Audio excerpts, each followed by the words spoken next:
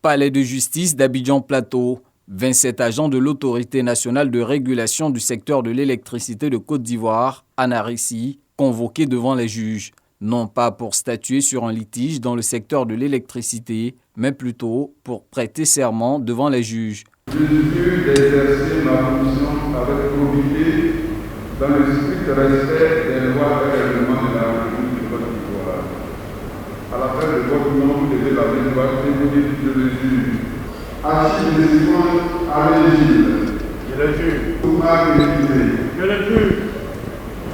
L'acte engage ces 27 agents à servir avec loyauté dans le secteur de l'électricité, avec pour mission essentielle de s'enquérir et d'instruire les éventuels litiges entre consommateurs, opérateurs, concessionnaires et l'État. L'État, à la création de l'ANARECI, a conféré à cette entité un pouvoir de contrôle de l'application des règles, des règlements, des conventions signées par l'État. C'est un engagement qui est pris, bien sûr, donc, devant l'État, devant le justiciable, et donc avec donc, toute entreprise, avec tout le personnel, c'est pouvoir donc, exercer cette mission conformément donc, à cet engagement.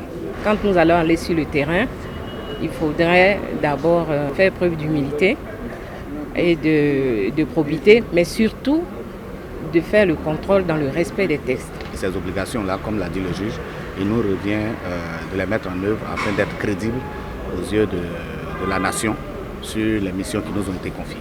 Des cas de contestation, d'accusation de fraude, de factures, de sinistre indemnisation, des réclamations sur compteur. En 2020, l'ANARECI a enregistré un total de 237 recours avec un taux de résolution se situant à 49%.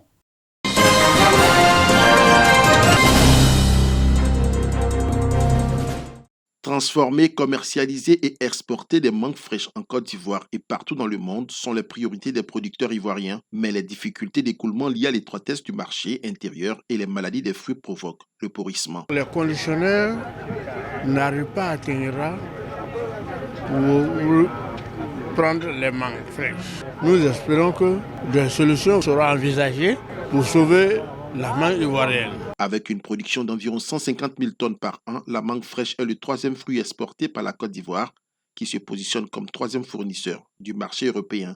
Connaissant l'importance de la filière mangue dans le développement socio-économique du pays, plusieurs acteurs et experts réfléchissent à l'élaboration d'une nouvelle stratégie pour la transformation et la commercialisation de ce fruit. La filière mangue se porte bien, elle pourrait se porter mieux. Et c'est pour ça que dans tout ce que nous faisons, nous parlons de défis. C'est des défis qu'on doit relever tous les jours. Notre participation à cette conférence et notre présence aux côtés des producteurs de la mangue illustre l'engagement du gouvernement allemand à accompagner des secteurs qui créent de la richesse et de l'emploi, dans le but de contribuer à la lutte contre la pauvreté en Côte d'Ivoire et l'autonomisation des populations en milieu rural. Ce cadre d'échange autour du thème « Défis, opportunités, marchés et perspectives de la mangue fraîche et transformée en Côte d'Ivoire à l'horizon 2030 » va se tenir durant 2 jours dans la commune de Cocody à Abidjan.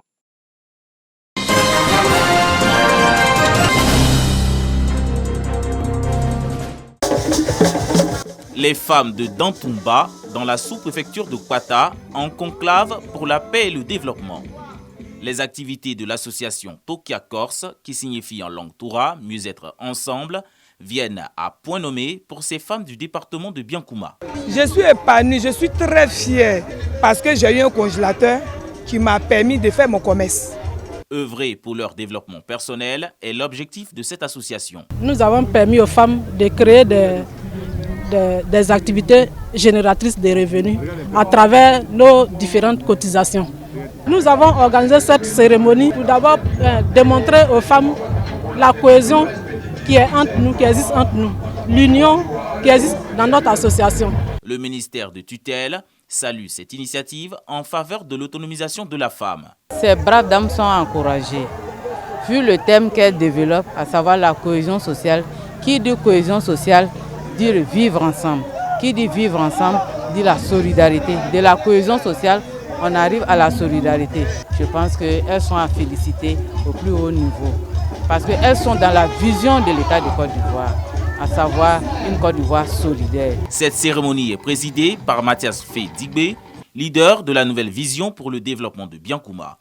L'association Tokia Corse, créée le 24 décembre 2021, compte aujourd'hui 53 membres.